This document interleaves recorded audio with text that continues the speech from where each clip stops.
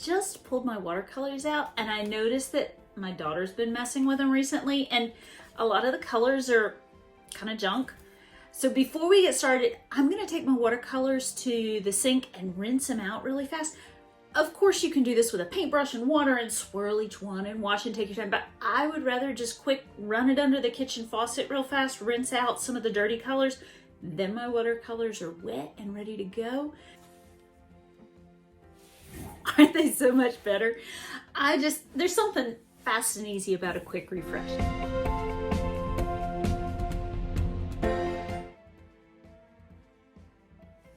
I've put together just kind of a really soft, gentle sketch of what I want to paint with you. We're gonna do a little bit about a wash. That's a technique where I can get a smooth color in my painting. I'm going to show you about layering watercolors to get them more intense, to get the richness and the depth to come out of the paint.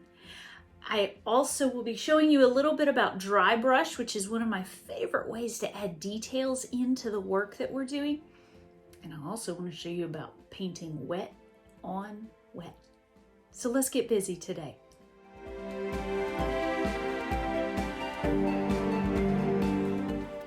I'm painting a wash by starting with water in the area that I want to have my paint smooth. I feel like I have all the water where I want it to be, and as I change my paper in the light, you can kind of see that the balloon doesn't have water on it. I give it a few seconds to kind of soak into the paper so I don't have puddles, and then grab my paintbrush, choose the color that I want. It can be any color that works for your area that you're filling in. When you paint a wash, notice how quickly the color bleeds and smooths around. It even runs wherever it wants to go if you hold it up vertically. I can take this color and I can force it to go quickly to the edges without running into the balloon. Yes, you do need to work quickly because if the water dries, it's not a wash anymore. I'm taking a quick break from showing you some technique to just fill in the paint on the hot air balloon and cover the surface of the paper. So go ahead with whatever you're painting and put the first layer of paint down.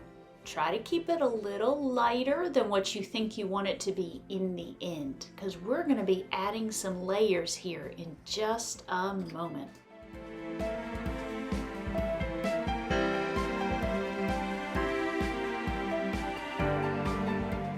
Layers are such a great way to help your painting appear more three-dimensional. I'm using the same color as the first layer, but it's a little less water in my paint mix. And so the color is more intense, meaning it's brighter, it shows up better. I'm only putting it in shadowy spots, so my hot air balloon will appear more three-dimensional in the long run.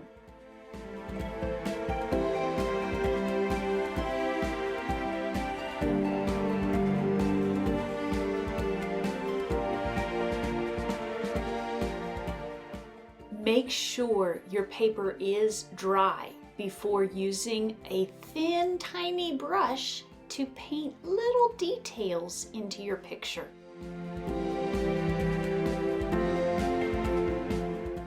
I'm adding water to the areas where I'm going to add these blue speckles of paint. This is wet on wet. It allows the colors to bleed together magically. As you walk away from today's lesson, I hope you'll pick up your paints. I hope you'll grab a piece of paper and play with some of these techniques. Don't expect yourself to be perfect. Try them out. See if they work for you. And you know what? The first time they might not. It might be a failure. Pick up your paintbrush, try it again. Maybe you want to copy what I made today. Maybe you've got your own idea you want to try. Thank you for your support and for spending time with me today. I hope you leave ready to create.